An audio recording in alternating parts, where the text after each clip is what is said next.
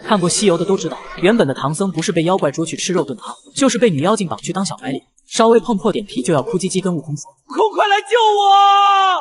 但在我穿越成唐僧的师傅后就不一样了，什么神罗天真、螺旋丸、八门遁甲，在唐僧手中那都是鸡汤，而且在求取真经的路上，每天不是杀妖怪吃肉，就是收美女精怪当小妾。遇到危难时更是一脸激动。大威天龙世尊地藏，佛若诸佛，般若巴麻空，悟空，为师来救你了。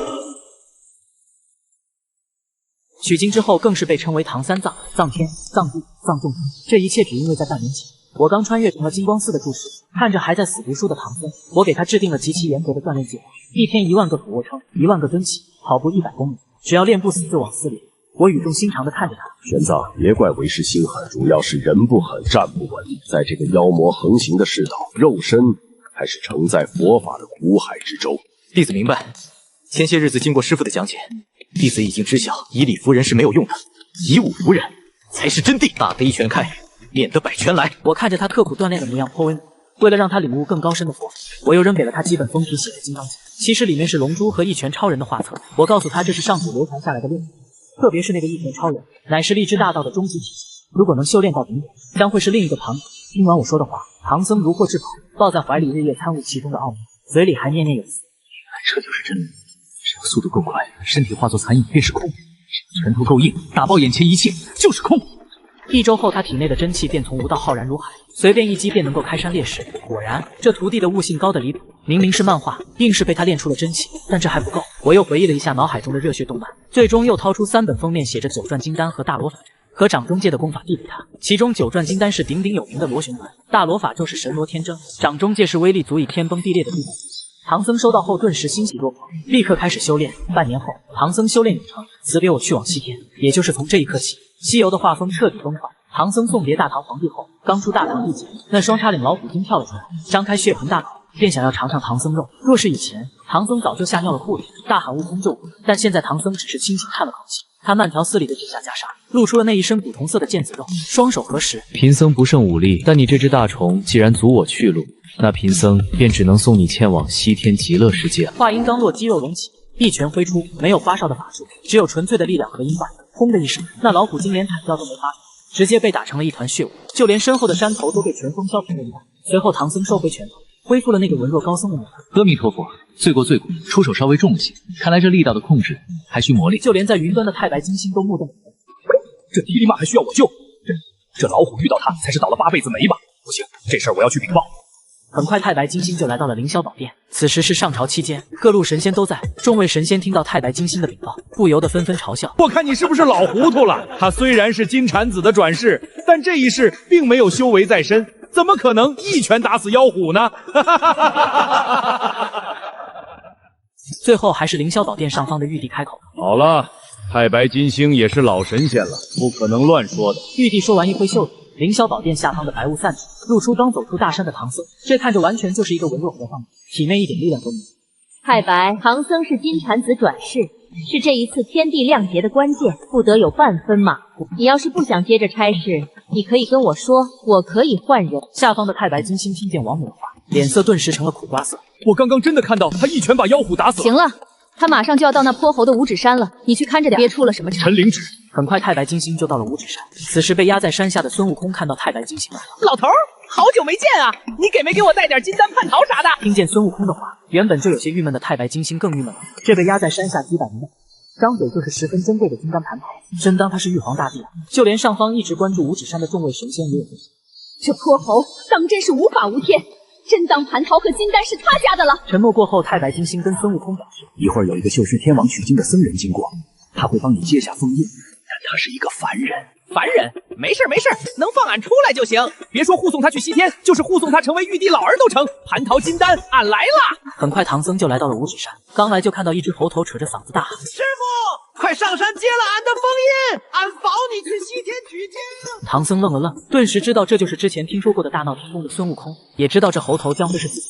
于是他看了看那压在猴子身上的大山，摇了摇头表示：爬山太累，还要撕贴纸，麻烦。被压在五指山下的悟空一愣，那师傅咱怎么弄？贫僧虽不胜武力，但稍微搬个石头还是可以的。随后悟空只见唐僧气沉丹田，一声低喝，双手扣住五指山，给我起！大地在颤抖，苍穹在哀鸣，那连神仙都挪不动的五行山，竟然被唐僧硬生生的拔了起来。孙悟空傻眼了，隐藏在暗处的太白金星也愣住，就连天庭关注这里的众多神仙也傻眼了。随后，只见唐僧随手把山扔到一边，拍了拍手上的灰尘。徒儿，出来吧，咱们赶路有紧。孙悟空咽了口唾沫暗道：“这他娘是手无缚鸡之力的反应，不会搞错了吧？”随后，孙悟空乖乖的背起了行李，一边走一边在心里暗暗发誓，这辈子绝对不惹这和尚生气。这哪里是取经路，分明是披着袈裟的上等凶手。玉帝此时也缓过神来，立即严肃表示：“佛塔天王，立刻查清唐僧异变原因。大仙，请你去西方一趟，将唐僧情况表明佛主居灵神。现在立刻和太白金星去盯紧唐僧，有一丝一毫的风吹草动都要禀报。”唐僧师徒二人一路西行，很快来到了阴愁涧。忽然狂风呼啸，水柱冲天，一条白龙张开血盆大口，要将那匹凡马一口吞下。一旁的孙悟空掏出如意金箍棒，妖怪休得张狂，看俺老孙的！然而悟空的话还没喊完，却见身穿僧袍的唐僧往前走了一步，将那匹已经吓瘫在地的凡马护在身后，眼神平静地看着半空中的白龙。阿弥陀佛，贫僧的坐骑虽是凡物，却是陪伴贫僧从长安一物走来的同伴。你这孽畜，脾气未免太暴躁了些。话音未落，唐僧缓缓抬起右手，掌心对着半空中的小白龙，嘴里轻轻吐出4个字：神罗天。嗡的一声，刹那间一股恐怖到无法用言语形容的势力，以唐僧的掌心为圆弧，轰然向外炸开，没有华丽的金光，也没有漫天的梵音，只有纯粹到极致的物理空间压缩音爆。整个阴愁涧的河水，在这股毁天灭地的势力面前，就像是被一只无形的遮天巨手狠狠向下。原本深不见底的滚滚江水，瞬间被排挤向两侧，掀起高达数百丈的水浪，冲垮了两岸的山崖。而阴愁涧的中心点，竟然被硬生生压出了一个直径数千米的大坑。至于那条刚刚还威风八面的小龙，甚至连一声龙吟都没来得及发出，就被这股排山倒海的势力拍在了干涸的河床上。那坚硬无比的龙鳞寸寸爆裂，满嘴淌血，奄奄一息。孙悟空直接石化在了原地，两颗金色的眼珠子剧烈的震颤。这他娘的叫不胜武力，这他娘的叫文弱和尚。一抬手把整条江的水都给排空。不仅是孙悟空，就连躲在云层之上暗中观察的太白金星和巨龙师，直接吓得从云头上一头栽了下去，好悬没掉进山沟里。这是金蝉子转世！太白金星脸色惨白，胡子都在哆嗦。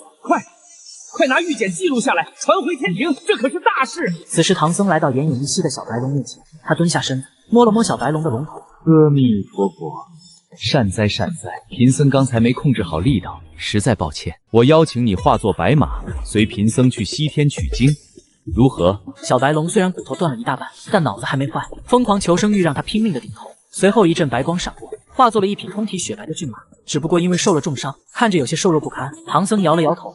太弱了，你的肉身。说完，唐僧一巴掌按在小白龙的头上，强大的真气注进小白龙体内，小白龙瞬间双眼通红，全身的肌肉开始诡异的隆起。原本修长的白马，硬生生拔高了一丈，4条马腿更是粗壮如石壁，腹部甚至隐隐现出了8块铠甲般的皮，简直像是一匹吃了兴奋剂的肌肉战马。孙悟空在一旁看着这模样大变白马，咽了一口口水，老老实实的走去牵起了马缰绳。他发誓，这一路他只当个哑巴，绝对不多说一句废话。与此同时，西天大雷音寺内，满天神佛一片哗然。金蝉子一拳把妖狐打成了血雾，连大山都拔起来了，这绝不可能！阿弥陀佛，他投胎10世，皆是肉体凡胎，怎么可能拥有此等神通？切莫在佛祖面前妄语！众神佛议论纷纷，皆是不信。如来佛祖也不信，但很快随着他掐指一算，脸色瞬间变了，原本那万古不变的威严面目，竟然罕见的露出了一丝震惊。他发现原本清晰无比，此刻竟然成了一团乱麻。他安排的9981难因，他竟然看不清了。就在这时，观音菩萨行色匆匆地飞入大殿。佛祖，大事不好，这取经人出大问题了。金蝉子的肉身已经深不可测，他刚才在阴流涧没有动用任何法力，仅凭着肉身爆发就轰翻了整条河水。观音这话一出，大雄宝殿内彻底炸开了。如果说天庭的赤脚大仙还会看走，但观音菩萨绝不会看走你。佛祖，这该如何是好？若是任由他这般硬生生打穿取经路，那9981难的功德岂不是全乱了套？如来佛祖沉默良久，最后深深叹息了一声：天数有变，异数已生，传无法旨，取经大业不可停。让金刚暗中跟随记录，非到万不得已，不可阻拦唐三藏。吾倒要看看，他这究竟是修的哪门子佛法？灵山和天庭震动的同时，唐僧师徒已经来到了观音禅院，接待他们的正是那活了200多岁的老和尚金池长老。夜间禅房之内灯火通明，金池长老带着一众小沙弥，开始在唐僧面前大肆炫耀自己的袈裟，什么金线绣的珍珠香斗。炫耀一番后，金池长老摸着胡须，乃是天朝上国，不知可有什么宝贝，让我等见识见识。坐在旁边喝茶的孙悟空撇撇嘴，本想出言几句，但看了一眼正端坐如初的师傅，硬生生把话憋了回去，只是默默地往后挪了挪，生怕一会儿血溅到自己身上。唐僧极其温和地笑了笑。长老此言差矣，在临行前，他给贫僧一件袈裟，说是水火不侵，必退妖魔。拿出来给长老长长眼。话音落下，悟空掏出一个闪烁金光的包袱，解开一看，那袈裟顿时光芒四射，将整个禅房照得亮如白昼。金池长老看呆了，哈喇子都流了出来，眼中贪婪的光芒怎么也掩盖不住。他借口要拿回自己房里仔细观摩一晚，唐僧倒也没有拒绝，十分爽快地借给他。但到了深夜，观音禅院之内暗流涌动，金池长老为了把袈裟据为己有，搬来了无数干柴，将唐僧和孙悟空安歇的禅房围住。一把大火冲天而起，熊熊烈火很快将禅房吞噬。孙悟空被烟一呛，本能的惊醒，他一看外面全是火，便赶紧转头看向师傅的头，准备叫醒唐僧。可当他看清火海中的景象时，孙悟空感觉自己的猴脑都要死机了。只见烈火焚烧的禅床之上，唐僧他赤裸着上身，双手结出大日如来硬盘膝而坐，周围那可以熔铁化金的烈火，在接触到唐僧的肌肤时，如同遇到了神体。不仅如此，唐僧那隆起的肌肉伴随着呼吸一起一伏，竟然还诡异地将周围的火焰热量吸入，嘴里发出低声呢喃：“恩师教导苦海之舟，正是锻炼我极佳时机。”站在旁边的孙悟空直接跪了，您到底是和尚还是上古大巫啊？就在这混乱之际，几十里外的黑风山上，那只黑熊精被火光吸引而至，趁着火势大乱，摸进了金池长老的房间，一眼就看中了那件光芒四射的袈裟，随即卷起一阵妖风，连夜将袈裟偷回了黑风洞。次日清晨，观音禅院的火势渐渐熄灭，剩下一片断壁残垣。金池长老本以为唐僧已经被烧死，喜滋滋的准备去清点遗产，结果一开院门就看见唐僧正神清气爽的伸着懒腰，而旁边的孙悟空正用金箍棒剔着牙。金池长老吓得一屁股坐在地上，但紧接着就传来小和尚跑来说：“长老，不好了，真请您上！”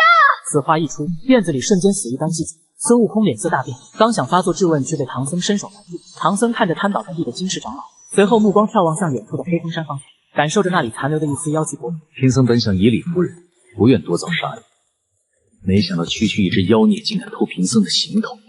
随后唐僧深吸一口气，轰的一声，一股肉眼可见的气浪以唐僧为中心轰然扩散。悟空，带路，为师去跟他们讲讲什么叫物理佛法。接着唐僧猛地一跺脚，坚硬的地面瞬间出现一个大坑，恐怖的爆发力让他化作一道残云，直奔黑风山而去。转眼间，一人一猴便来到了黑风洞前。唐僧稳住身形，拍了拍僧袍上的灰尘：“阿弥陀佛，里面的妖怪听着，快交出袈裟，洗心革面，贫僧才能留你一个全尸。”洞内的黑熊精听到了外面的叫声，顿时勃然大怒：“哪里来的野和尚，敢在你黑熊爷爷门前撒野！”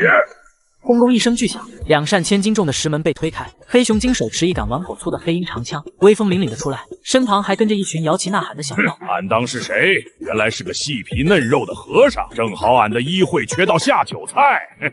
小的们，给我把他拿下，洗刷干净！悟空听到黑熊精狂笑声，默默为这头黑熊念起了往生咒。这傻熊惹谁不好，非要惹这个佛祖宗。唐僧听到黑熊精的狂言后，眼中闪过一丝摄人的金光，缓缓抬起右手，并没有摆出什么武术架势，只是五指微张，体内的真气涌向他的右手掌心。嗡的一声，空气发出刺耳的尖响声，肉眼可见的气流在掌心内疯狂旋转压缩。短短半个呼吸间，一颗散发着金色光芒真气球凝聚成气，一股恐怖的威压散发而出。九转金丹，大日如来螺旋丸。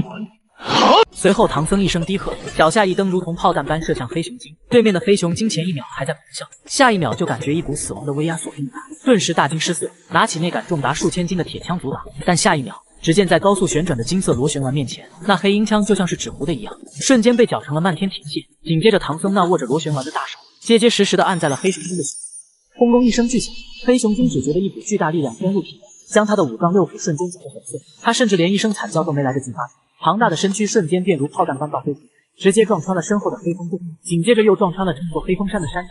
最终黑熊精身躯在几公里外重重砸落在地，画出了圆形，彻底没了生机。满山的小妖吓得肝胆俱裂，当场屎尿齐流，跪在地上疯狂磕头。唐僧则收回右手，吹了吹场心并不存在的灰尘，转头看向半空中的孙悟空，露出一个憨厚温和的笑容。悟空去把那熊妖的前掌砍下来，为师常听人说熊掌乃是世间极品大补之物，正好用来补充一下刚才流失的真气。孙悟空连连点头，乖巧的像个刚过门的喜子。得嘞，师傅您稍歇，徒儿这就去给您烤熊掌，保证外焦里嫩。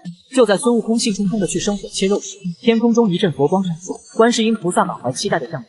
他这次来，一是他与黑熊精颇有佛缘，想要带回南海做个守山大神；二也是想再确认一下，之前自己是不是眼花了。唐僧真的变了吗？然而当莲台刚刚降下云头，观音菩萨就闻到了一股烤肉香味。他定睛一看，原本风景如画的黑风山中间多了一个巨大的人工隧道，山头都塌了半截。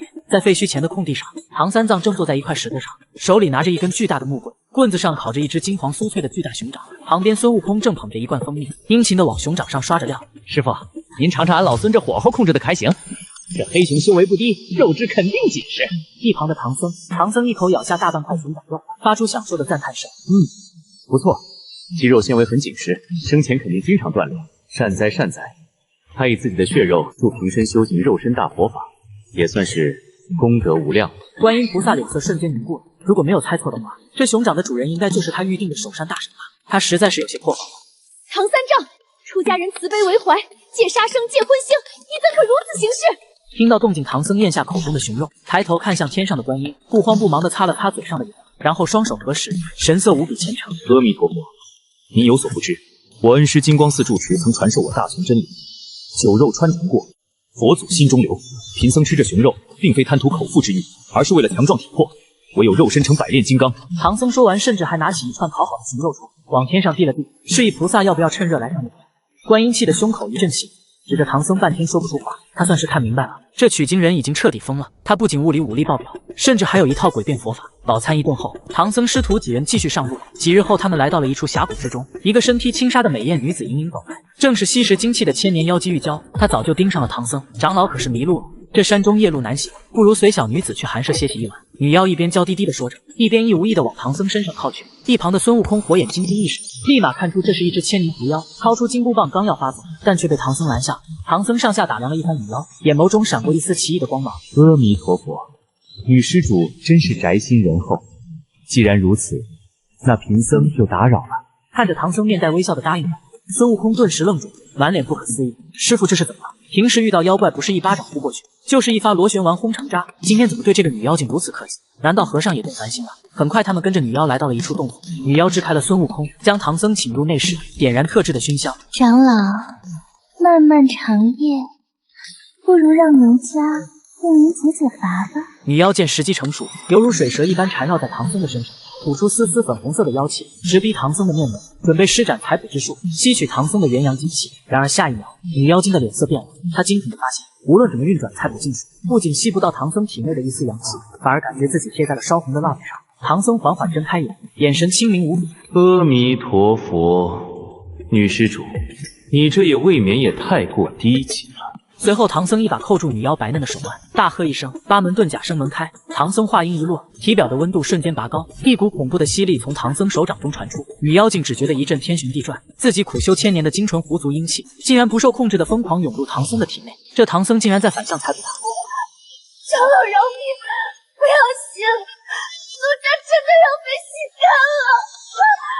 但很快又发现，体内又涌进一股纯阳真气，将女妖体内的妖气炼成了均衡的阴柔之力。同时在阴阳交际中，唐僧背后的肌肉线条似乎强大几分，隐隐浮现一条金龙。许久之后，唐僧长吐出一口悠长的白气。不错，这股精纯的太阴之气，正好中和了贫僧体内的九阳真火。随后，唐僧挑起女妖的下巴，今日便大发慈悲，饶你一命，日后便留在贫僧身边，做个贴身丫鬟，白天端茶倒水，你可愿意？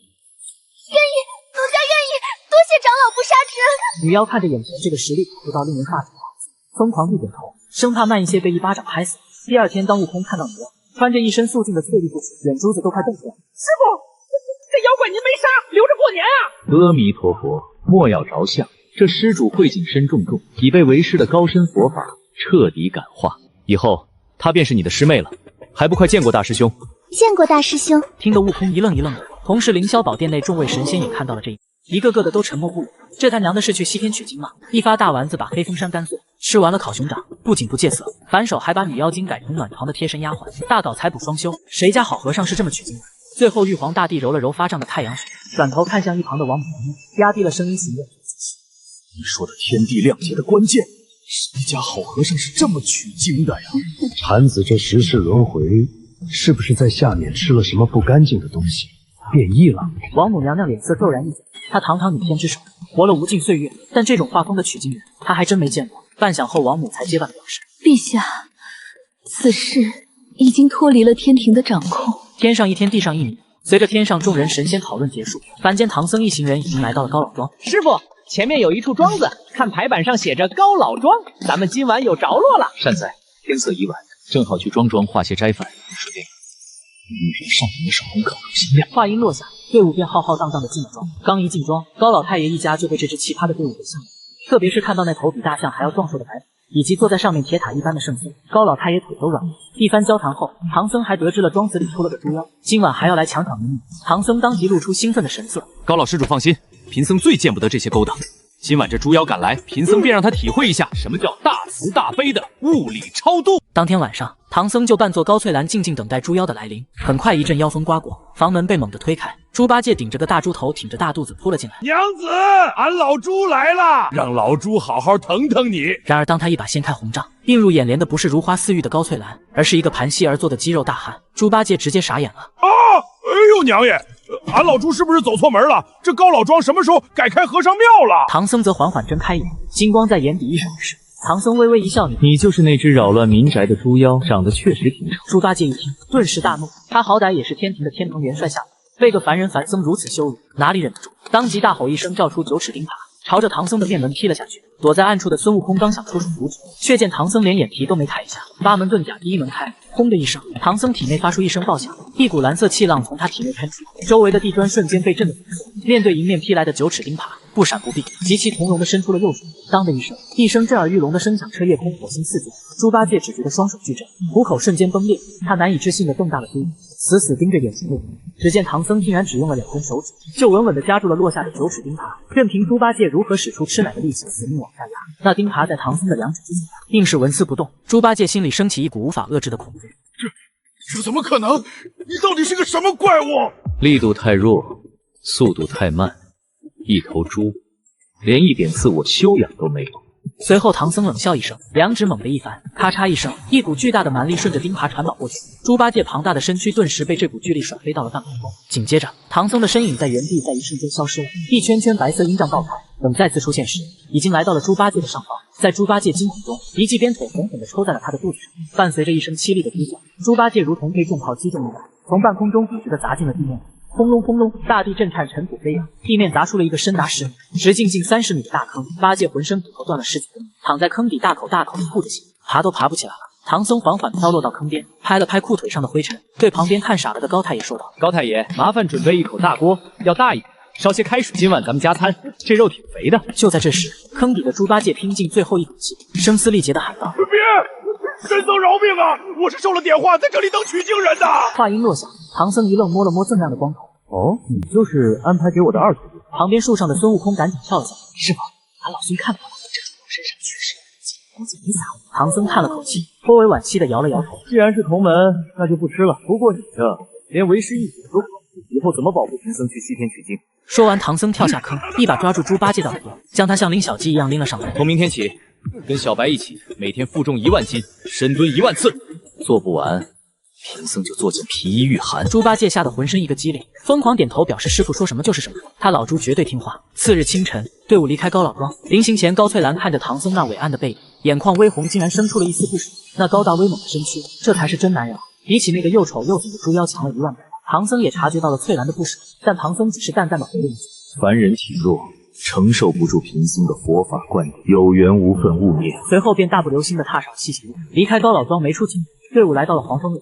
但刚到这里，悟空就说道：“师傅，这山里妖气冲天，必有大妖潜伏，带俺老孙去探探路。”但刚说完，黄风岭的黄风大王就发现了唐僧，猛地吸了一口气，对着唐僧等人的方向，张口便吹出了一股毁天灭地的3昧神风，瞬间天昏地暗，飞沙走石，大树被连根拔起，巨石被卷入半空。孙悟空大惊失色，连忙开启法相，抓住猪八戒和白龙马，死死地定在地面上。玉娇更是吓得脸色煞白，眼看就要被妖风卷走。唐僧一把拦住他的主妖，将其护入怀中。雕虫小技也敢在贫僧面前班门弄斧。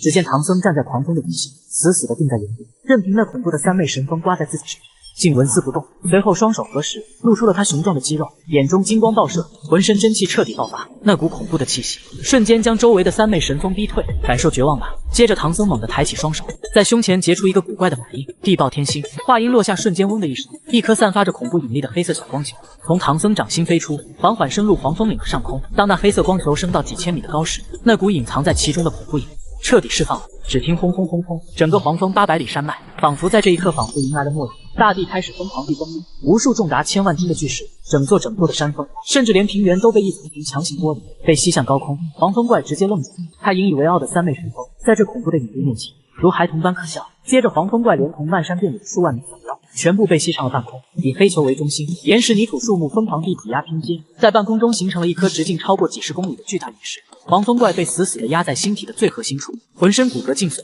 神魂俱灭。唐僧则看着天上那颗巨大的陨石，满意的拍了拍手。阿弥陀佛，物理超度果然方便快捷。孙悟空、猪八戒、玉娇以及底下所有幸存的生灵，全部仰起头看着天穹之上强行制造出来的那颗人造陨石，陷入了呆滞之中。这还取什么经啊？他要是愿意，他能徒手把西天的大雷音寺都干掉。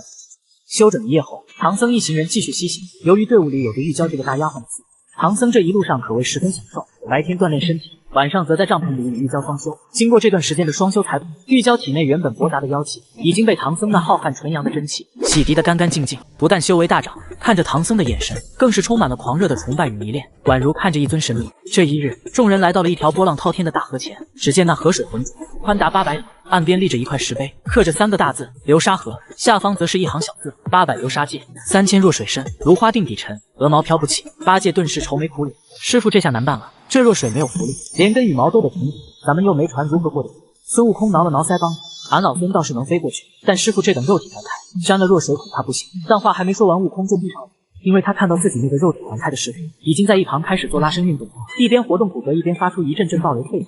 阿弥陀佛，为师早就教导过你，遇到困难不要总是依赖外物，物理法则才是王道。下一秒，唐僧披上锦襕袈裟来到流沙河面前，深吸一口气，右拳缓缓收至腰间，一瞬间周围的空气仿佛凝固了一般，所有的风声水声在这一刻统统消失了。只见唐僧右拳之上，一股黑光疯狂汇聚，认真系列，认真一拳，轰的一声，没有任何花里胡哨的东西，只有突破了极限的肉身挥拳，一道恐怖的透明拳风，犹如一把开天辟地的无形巨斧，砸进了流沙河的河面。一声巨响，800里宽的流沙河在这一拳之下，竟然硬生生的从中间分开了，一条宽达数百丈，直通对岸的干河河床峰出现在了众人眼前，并且拳风去势不减，甚至将对岸的几座山头都夷为了平地，吓得孙悟空和猪八戒抱在一起瑟瑟发抖。猴哥俺老猪当年在天庭当水军元帅的时候，也没见过有人凭空一拳把河给打成2半的。随着露出河床，沙僧也出现在众人眼前，只不过他现在情况很不好，正翻白眼躺在泥沙里疯狂抽搐，显然被那一拳震得不轻。等沙僧恢复后，唐僧慢条斯理的来到他面前，居高临下的看着他，一边捏拳发出报名声，一边温柔的说道：阿弥陀佛，贫僧冠你骨骼清奇，是否有兴趣跟着为师去西天探讨佛法？沙僧望着周围干布河床，望着那发出报名的拳口，咽了咽口水，当即跪倒在地。神僧饶命，小人沙悟净愿为神僧赴汤蹈火。唐僧善至此，取经小队的3大主力大神已经彻底人肉，为了炊事员、探路侦察兵以及苦力搬运工。数月后，众人来到了平顶山，前方负责探路的猪八戒一不小心踩进了银角大王设下的陷阱，直接被抓进了莲花洞。金角银角看着抓回来的猪八戒一脸嫌弃，要抓的是唐僧，你们抓个猪头搞什么？随后银角大王拿出了紫金红葫芦，大哥我去会会那个唐僧，只要我举起葫芦叫他一声名字，他敢答应，立马就被吸进去化作脓水。接着银角大王提着葫芦找到了唐僧本人，此时唐僧正坐在白龙马背上，正吃着玉娇投喂的绿植。前面那个大块头和尚，你就是从东土大唐来的唐三藏吗？唐僧看了一眼那闪着光晕的脸，嘴角露出一丝不屑的嗤笑。贫僧行不更名，坐不了姓，正是你爷爷唐三藏，你有什么事吗？银角大王见唐僧答应了，顿时心中狂喜，猛地拔开葫芦塞子，用尽全身法力催动，紫金红葫芦给我收。刹那间，一股强大的空间吸力从葫芦口喷，化作一道巨大的红光，瞬间锁定了底下的唐僧。按理说，只要被这光照中，即便是大罗金仙也要被收进去。然而下一秒，诡异的事情发生了。虽然那红光笼罩了唐僧，那股恐怖的吸力扯着唐僧的身躯，但唐僧连一步都没有挪动，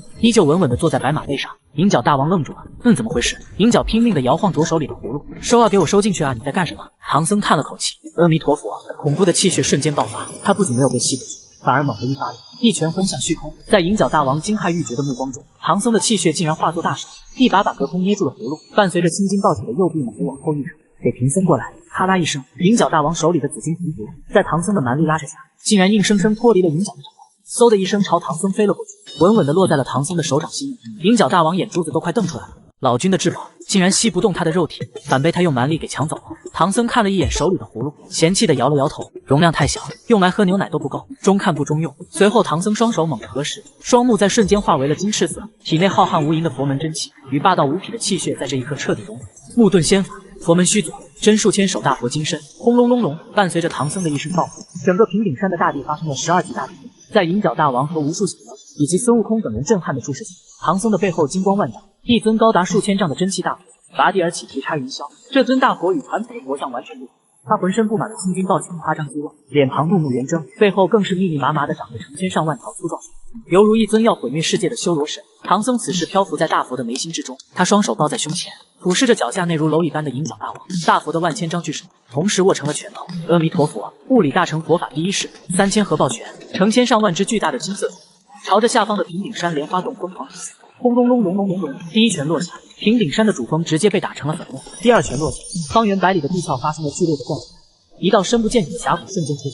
第三拳落下，那号称坚不可摧的莲花洞，就像是被巨锤砸中的豆腐一样，在一瞬间化为了飞灰。而在洞外举着黄金蛇，拿着7星宝剑，刚准备出来装逼的金角大王，以及早已吓破了胆的银角大王，甚至连一声尖叫都没发出来。同整座平顶山的数万妖兵，连个毛都没留下，直接被打成了一片巨大的土地。天上厚重的云层都吹出了一个直径数万里的空洞，九霄之上的南天门都被震得哗啦啦直响。太上老君在兜率宫里双眼一翻，抓着胡子直接向后倒了下去。老夫的芭蕉扇，老夫的玉净瓶，老夫的7星剑啊！这秃驴一拳全给砸碎了，你特么陪我法宝！等到烟尘散去，那个万米高的大佛缓缓消散，化作金色的真气没入唐僧。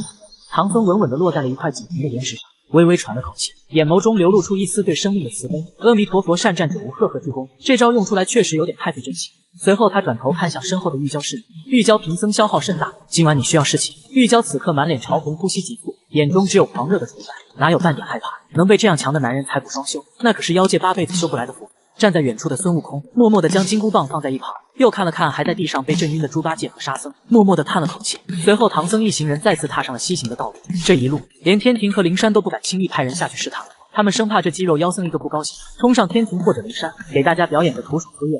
直到前方出现了一座终年不息的火，才发生了些许变故。只因为在这山中的火云洞里住着红孩，他练就了一身极其霸道的三昧真火。原剧里这火可是把孙悟空都烧得差点丢了性命。此时红孩正坐在洞府里，听底下的小妖汇报，大王外面来了一对和尚，领头的那和尚长得可高壮，听说是吃了能长生不老的唐僧用。红孩一听，一双赤红的眼眸顿时亮了起来，当即抄起火尖枪来到唐僧面前。呆秃驴，你就是唐僧吗？孙悟空火眼金睛一闪，冷笑道，表示这是哪来的野孩子，敢在你孙外公面前叫嚣。接着孙悟空掏出金箍棒，准备去给眼前这个不知道天高地厚的小孩一个教训，但他刚往前走几步，红孩直接大嘴一张，双手猛地在鼻子上捶了2下，呼的一声，一股滔天烈焰直接从他口鼻中喷出，化作一条长达100丈的朝着唐僧猛地袭脚。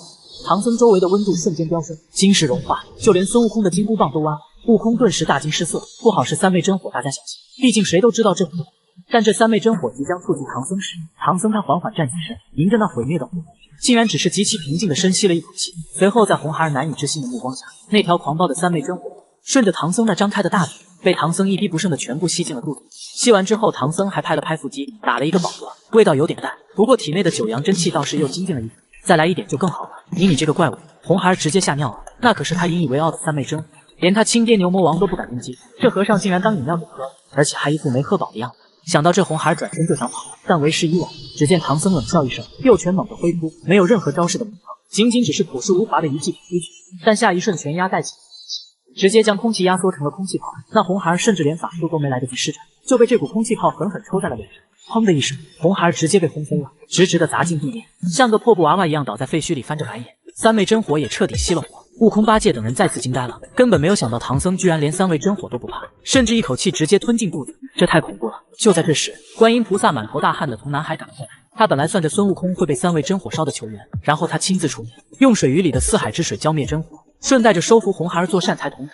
结果他刚降下云头，就看到他的善财童子被唐僧一拳轰进地面，生死不知。更气人的是，那唐僧将红孩儿轰进地面后，又把他捞了出来摇醒，不知道从哪掏出来一个铁链，正强行给红孩儿套上。小孩贫僧看你骨骼清奇，颇有烧火天赋，以后队伍里的做饭生火劈柴就归你。红孩儿满脸屈辱，但在看到唐僧那比沙包还大的时候，默默低下了头。遵命大师！上方的观音菩萨气得发抖，当即落下出声道：唐三藏，那妖童乃是我佛门内定的善财童子，你怎可私自拘禁？话音落下，只见唐僧抬起头，脸上满是困惑。菩萨此言差矣，他既然善于用火为贫僧煮面烤肉，为大家补充营养，这难道不是莫大的功德？难不成菩萨连出家人吃口热饭都要我？你这妖僧！观音菩萨被唐僧这套偷换概念的气得差点背过气去，但他偏偏又不敢动手，毕竟这唐僧不同寻常。看着这强壮的肌肉轮廓，自己的玉净瓶要是被他一拳打碎，那找谁说理去？随后他思索半天也没有想到太好的解决办法，便直接化作金光气呼呼的飞走。红孩儿顿时绝望了，老老实实在八戒身边当起了烧火小工。至此，西游取经第一恶毒彻底成为了团队里的工具人。数月之后，众人眼前出现了一条清澈见底的护城河，对岸是一座繁华的城池，城门上刻着3个大字“女儿国”。猪八戒看到那些穿着清凉的巡逻女子，顿时眼冒绿光，哈喇子流了3尺长。师傅，这西凉女国全是女人，这是仙境啊！就连孙悟空和沙僧也不由得多看了一眼，只有唐僧微微皱起了眉头。女人多阴气重，这是一个极佳的采赌之地，但若全是凡人，对自己的阳刚之气并无太大的提炼作用。但唐僧摸很快眼中又闪过一丝金光。医师说过，女国境内有一口子母湖，河水神奇，若是阴盛阳衰不调和，喝了便可繁衍后代。自己倒是可以见识见识，若是这里有大妖盘踞，那更好了，顺手便超度了。随着队伍的临近，城门口的女兵们发现了队伍，一开始还十分警惕，但随着双方的距离拉近，尤其是当他们的目光落在那高大威猛、浑身散发着爆棚雄性荷尔蒙的唐僧身上时，所有女兵都沸腾了，快去禀报女王陛下，有极品男子降临咱们女儿国了。不过片刻，西凉女国的女后便在百官的簇拥下，急匆匆地来到了城外迎接。原剧情里女王是温婉地看上了文弱的唐僧，但现在当这位倾国倾城的女王第一眼看到那个赤裸着古红色肌肉和粉时，她的鼻血直接喷火，同时女王身子一软，差点摔倒在地上，眼神中此刻全是狂热和痴迷。这哪里是玉帝哥哥，这简直是女儿国全体女性的极品男物。女王娇滴滴地迎上去后，圣僧长老父，哥哥从东土大唐而来，一路奔波劳顿，若是哥哥不嫌弃，不如留在我这皇宫之内。本王愿以一国之子招赘哥哥为王，我愿为王后，与哥哥共享这万代江山。话音落下，原本应该立刻婉拒恪守色戒的唐僧，嘴角勾起一抹充满侵略性的笑容。陛下美意贫僧心领了，这江山对贫僧来说不过是过眼云烟。陛下若真有意探讨阴阳大道，今晚贫僧倒是可以去陛下的寝宫，以佛法亲自为您开光。此话一出，整个女儿国城门外顿时死寂，紧接着爆发出了震耳欲聋的欢呼声。孙悟空痛苦地闭上了眼睛，完了，这竟是彻底取完。猪八戒更是极度的直咬牙，师傅不仅抢妖怪的饭碗，连当国王的都不放过，老天爷你这不公平啊！当天夜晚，女儿国寝宫内红烛高悬，西凉女王身披红纱，唐僧走入房内，一直到次日清晨，唐僧才神清气爽地披着僧衣从寝宫走出。经过一夜的操劳，他成功地将体内的真气再度液化，隐隐有凝聚成金丹的趋势。然而就在这时，女儿国上空刮起一阵腥风，一阵黑雾席卷而来，而那黑雾之中正是原剧中用毒刺折晕孙悟空的蝎子精。他来到上空后，目光落在唐僧身上，好一个威武的和尚，跟老娘回避他洞去快活吧。随后蝎子精伸出蝎尾，犹如闪电般刺向唐僧。观音菩萨躲在远处的云端上，看到这一幕，原本郁闷的心情终于有了一丝喜色。好，这蝎子尾哪怕是佛祖也忌惮3分。唐三藏，你肉身在一，总不能连这毒功也能免疫吧？只要你受伤，就得乖乖向我佛门低头求援。而面对着凶猛的蝎子，唐僧只是冷冷地瞥了一眼，打扰贫僧清修罪无可恕。随后抬起右手，将泛着金光的食指深吸一口气，对准那急速刺来的黑金蝎子，屈指弹出一记最简单、最原始的脑瓜崩。认真系列，认真脑瓜崩。当的一声，金属爆鸣声剧烈传开，空间都扭曲了。很快，在观音菩萨不可置信的惊叫声中，在孙悟空等人呆滞的目光中，蝎子精那号称天下第一的倒马毒桩，在接触到唐僧的食指指尖时，并没有刺破哪怕一丝皮层，而是以接触点为中心，咔嚓咔嚓，直接像是饼干一样寸寸崩碎。但还没有结束，唐僧的脑瓜崩那反推出的突击一路向前，直接灌入了蝎子精的腹腔，轰的一声爆炸，一只千年大妖连唐僧的衣服都没能碰到，就被他一个屈指弹出的脑瓜崩活生生的弹死，秒杀，真正的秒杀。随后唐僧吹了吹自己食指上的不存在的火，转头看向猪八戒和红孩，把这只大蝎子带下去处理了。毒囊取出来炼药，身子上的肉今晚做油炸大蝎子。天空之上，观音菩萨手里的杨柳枝被他掐断了，整个人陷入了呆滞中，好一会儿才缓过神。回过神来后，嘴里不停喃喃着：“太恐怖了，太恐怖了，我要辞职，我要辞职。”接着头也不回地冲向灵山。他发誓，如果不换了这个变态的唐三藏，他宁愿去武装观种树，也不干这保姆的活了。第二天，唐僧送别依依不舍的女儿国国王，继续西行。这一日，队伍行至一处荒凉的山岭，唐僧正坐在白马背上，闭目参悟着他那越来越变态的肉身真气。突然，前方探路的孙悟空发出一声惊天动地：“哪里来的妖怪，竟敢冒充俺老？”众人抬头望去，只见前方的半空中，孙悟空正挥舞着金箍棒，与另一个长得一模一样的猴子，手里也拿着金箍棒的猴子拼杀在了一起。两只猴子无论是身形样貌、法力波动，甚至连金箍棒碰撞发出的声音都分毫不差。当当当，两只猴子杀红了眼，从天上打到地下，又从地下打到云端，一时间狂风呼啸，山石崩裂。妖怪，你敢变成俺老孙的模样吃俺一杠？六耳猕猴同样也是满脸怒容，你才是妖怪，俺老孙才是保护师傅去西天取经的齐天大圣。看他下方的猪八戒和沙僧直接傻眼了，根本不知道该帮谁。师傅，这是咋回事啊？怎么出来俩大师兄？坐在白马上的唐僧极其不耐烦地掀开了眼皮，他看了一眼天上打得难解难分的两只猴，眉头微微皱起，那结实的胸大肌起伏了一下。吵死了！阿弥陀佛，为师不过是想在马背上稍息歇息，你们两只猴子在这儿乒乒乓乓的敲挺滚，好生吵闹。天上的两只猴子听到这，也不由得停下了手，齐刷刷的落到了唐僧的面前。孙悟空急切地喊道：“师傅，这妖怪不知是从哪冒出来的，不仅变成俺老孙的模样，还连金箍棒都能变出来。六耳猕猴也是毫不示弱，立刻换上了一副委屈的表情，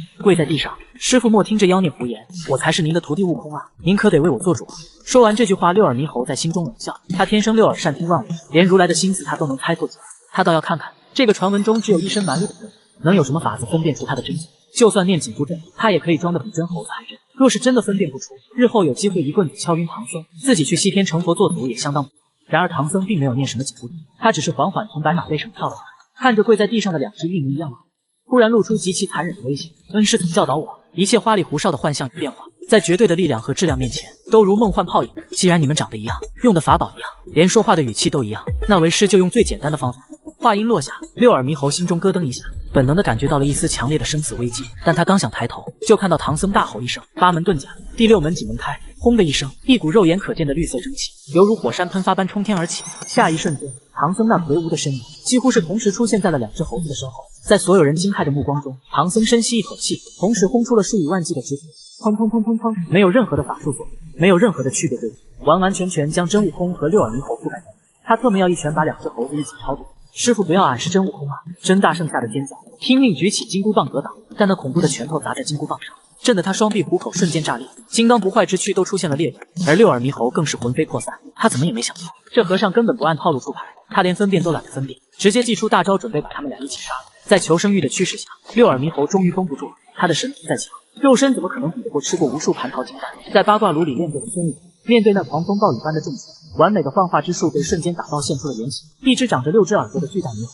唐僧的旋风也戛然而止，绿色的蒸汽缓缓消散，看向地上现出原形正瑟瑟发抖的六耳猕猴和旁边鼻青脸肿的悟空，双手合十，恢复了那副宝相庄严的慈悲模样。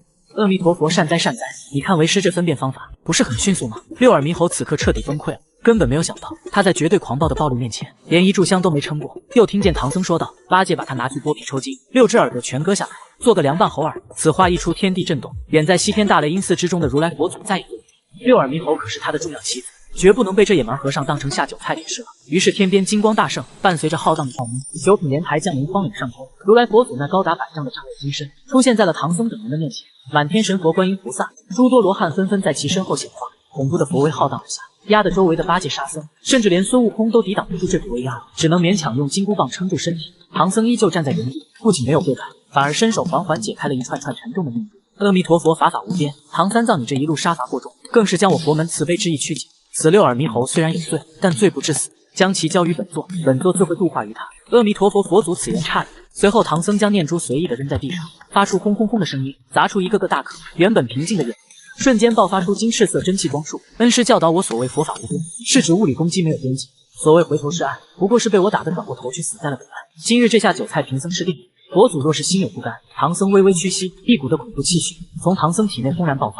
八门遁甲，第八门死门开，嗡的一声，血色的蒸汽瞬间包裹了唐僧的全身，周围的地面在他的脚下纷纷碎裂。如来佛祖的脸色变了，他在那红色的龙形蒸汽中感受到了一股死亡威胁。唐三藏，你要干什么？你敢对本座动手？但唐僧根本不听他的解释，大吼一声，裂开，直接猛地踏碎了脚下大片地面。整个人化作了一道红色的流星，径直冲向半空中的佛祖。没有任何法术，没有任何花哨，只有将物理法则压缩到了极致的意志。随后众人就看到红色的神龙咆哮着张开血盆大口，硬生生地冲破了漫天神佛的封锁，直奔如来的丈六金身之上。如来顾不上维持高高在上的仪态，发出了一声惊恐的怒吼。他那原本合十的双手猛地一挥，丈六金身在一瞬间爆发出无量佛光。与此同时，他身后的观音文殊菩萨以及漫天500罗汉全都疯了一般的输送法力，在如来前方结成了一面高达数万丈金色范围能量壁。